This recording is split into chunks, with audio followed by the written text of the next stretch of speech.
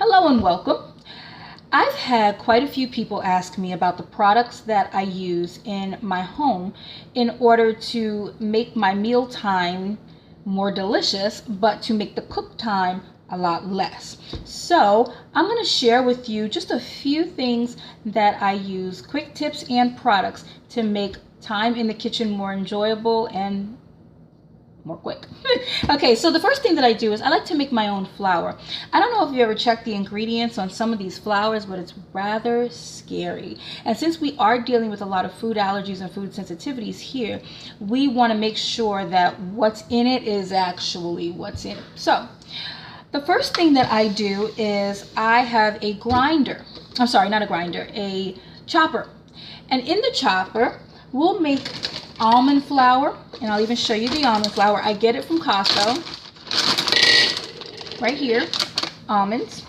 Okay, you can do this with almonds. You can do it with coconut flour. We try to use flours that are gluten-free and allergy-friendly, and so coconut flakes, you can even get one on a more grand scale at Whole Foods. I've seen them at Whole Foods. And so you just put either the coconut or the almond or whatever you're going to use. You put it in your chopper and you chop it up. Just 1, 2, and you're done. The next thing you do is once it's finished in the chopper, it's going to be ground up fine like granola. Okay, once you finish in the chopper, you're going to take out this handy dandy, and this one is a coffee grinder. Of course, the main reason for getting a coffee grinder is to grind up coffee beans. I don't drink coffee. Why would I need a coffee grinder? I use it to grind up the granola type almonds into flour. So it's a granola consistency, but then I'll put it in here, turn it on, just a push of a button, and it's done. And then this is your end result. Almond flour. And I use this almond flour to make almond bars. We'll do some almond cookies. There are so many things that you can use this for. I use it for crust in pies and just a variety of things that you can use that for. Okay, so then the next thing that I like to do is I like to pre-batch my snacks. It makes it a lot easier during the week rather than trying to make something every single morning and driving yourself and your family crazy. So I'll use, either this flour, the coconut flakes, and we'll make, like I said, coconut cookies. We'll do almond bars, even graham crackers. I can make graham crackers out of almond flour, and they're absolutely delicious. We tear them up all the time. And then you can pair that with jams. Just the possibilities are endless on that. The next thing that I would say is I like to freeze fruit.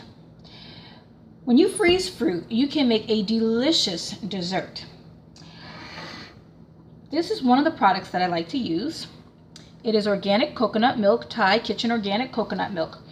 Inside this beautiful can of coconut milk, you have the milk, which is down here, but you have the cream, which is at the top. So when I'm making my desserts, I'll blend up some bananas, maybe some peaches that are frozen. So frozen bananas, frozen peaches, and then I'll mix in some refrigerated cream, because if you put this in the refrigerator overnight, it is going to be very thick, and it will give your bananas, your peaches, whatever you've frozen, it'll make it an ice cream consistency. My kids love it, as do I. So that's a great treat to have, and it's very healthy for you too. Coconut is a great fat. Okay, this is part of your good fats that you want to have in your diet. Cell repairing fats. Next thing is you want to be able to add protein and fiber and omega-3s to the diet. That is missing in our standard American diet. So I have organic flaxseed. This can be seriously added. If you eat cereal, you can add it to the cereal. You can add it to your foods, and they won't even taste the difference in the food.